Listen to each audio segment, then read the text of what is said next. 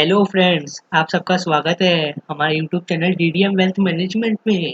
आज हम chart of the week की बात करेंगे एंड सबसे महत्वपूर्ण बात आज हम जानेंगे कि जो भी चार्ट इस चैनल में डिस्कस हुए हैं वीकली बेसिस के ऊपर उसको जानेंगे, उसका रिटर्न क्या रहा, वो परफॉर्मेंस क्या रही, क्योंकि आज एग्जैक्टली 2 मंथ्स हो गए हैं जब मैंने पहला वीडियो डाला था चार्ट ऑफ द वीक के ऊपर। एंड जानेंगे कि आज का कौन सा चार्ट ऑफ द वीक मेरे रडार पे है। हाँ, तो सीधा मैं आपको एक्सेल शीट के ऊपर ले चलता हूँ। ये देखिए, पहला चार्ट ऑफ द वीक मैंने 16 जनवरी को डाला था, दीपक फर्टिलाइजर। उसका रिटर्न आज के दिन के हिसाब से 4% चल रहा है। सनटेक की अगर मैं बात करूं तो इसने निराशा दी है और -17% चल रहा है। एवरेस्ट इंडस्ट्री जब मैंने दिया था उसके बाद चला था ऊपर, लेकिन आज के कंपेयरली मैं देखूं तो -2% का रिटर्न दे रहा है। टीम प्लेट वही का वही है, अभी कोई खास परिवर्तन नहीं आया है। और उसके 2 दिन बाद 9 फरवरी को आप लोगों के लिए स्पेशल वीडियो बनाई गई शुगर सेक्टर के ऊपर। सबसे पहले हमने शुगर सेक्टर के बारे में जाना इन डेप्थ।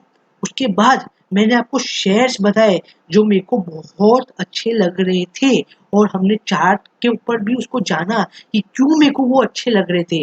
और आप 9 फरवरी और आज है 15 मार्च और आप सबके रिटर्न देख ही पा रहे हैं। देखिए, is a part of a game कि हाँ, थोड़ा सा ये 13% डाउन है।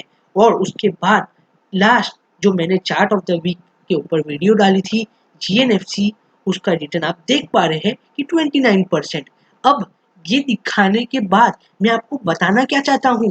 देखिए, अब जैसे कि एग्जाम्पल के हिसाब से अपन समझते हैं तो और इजी रहेगा। जैसे ये दीपक फर्टिलाइजर मैंने 16 जनवरी को 542 लेवल पे दिया, उसके बाद शेयर ऊपर गया।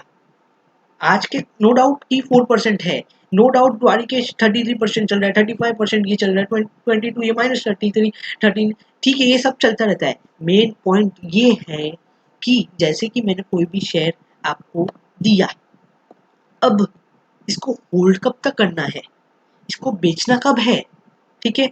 अब ये इसके 2 रास्ते हैं, या तो मैं आपको बताऊं पहला चीज, दूसरी चीज ये मैं आपको देखना कैसे है और कैसे मैं निकालता हूं वही सिखा दूं।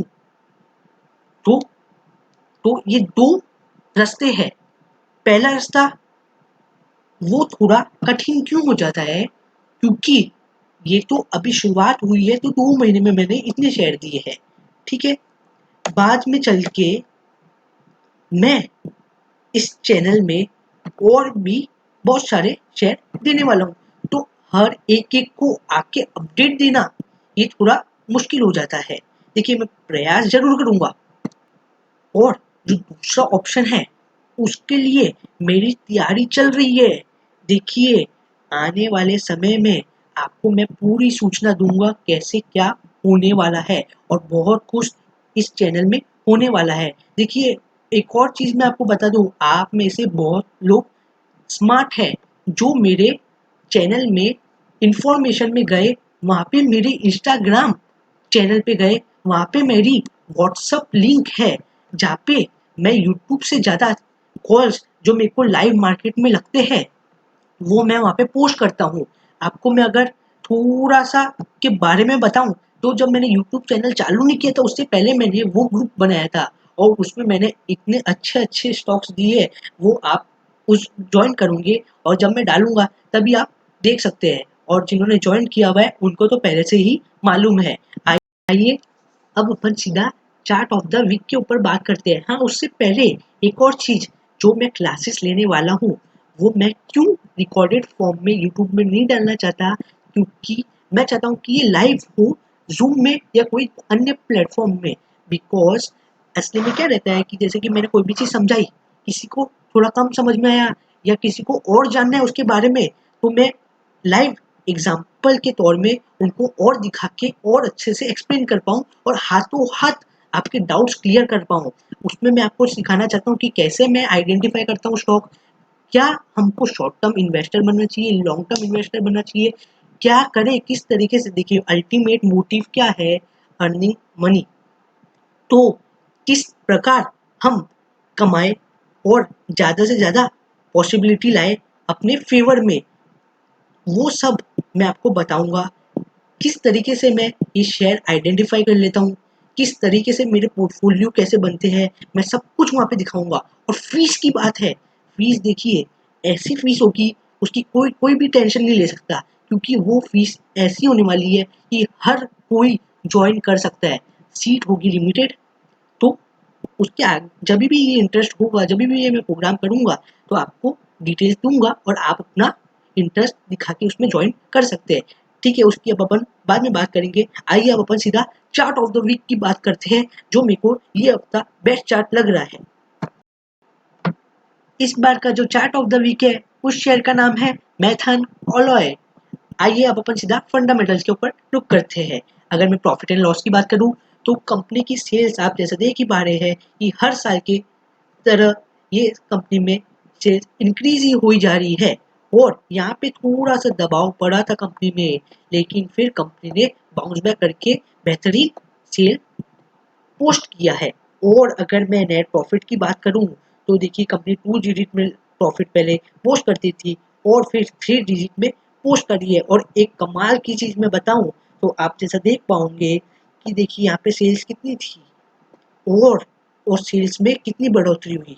और लेकिन अगर मैं प्रॉफिट की बात करूं, तो देखिए प्रॉफिट में डबल हो गया प्रॉफिट। 250 के अप्रोक्स चलता था और सीधा 660 पोस्ट कर रही है, यानी डबल से भी ज्यादा। तो which is very very positive for the company. और अगर मैं आपको रिजर्व्स की बात करूं, तो देखिए कंपनी रिजर्व हर साल की तरह इंक्रीज ही कर रही है। बोरोइंग्स कंपनी ने ना के बराबर कर दी है। और अगर मैं इन्वेस्टर की बात करूं, इन्वेस्टर्स में प्रमोटर्स अपने शेयर होल्ड करके रखे हुए, 1% भी कंपनी के प्रमोटर्स ने बेचा नहीं है। ठीक है। और एफ की बात करूं, तो एफ के पास 1% का स्टेक है। एफ का इंटरेस्ट यहाँ पे कम हो गया था, लेकिन वापस एफ का इंटरेस्ट अब बढ़ रहा है, ऐसा मुझे लग रहा है। और डीआईएस की बात करूं, तो डीआईएस के अप्रोक्स 0.5% का शेयर होल्ड करती है और पब्लिक 23% शेयर होल्ड करती है। अब आइए अपन सीधा फटाफट से चार्ट देखते हैं और उसमें ब्रेकआउट देखते हैं कि कैसा ब्रेकआउट हुआ है उसमें।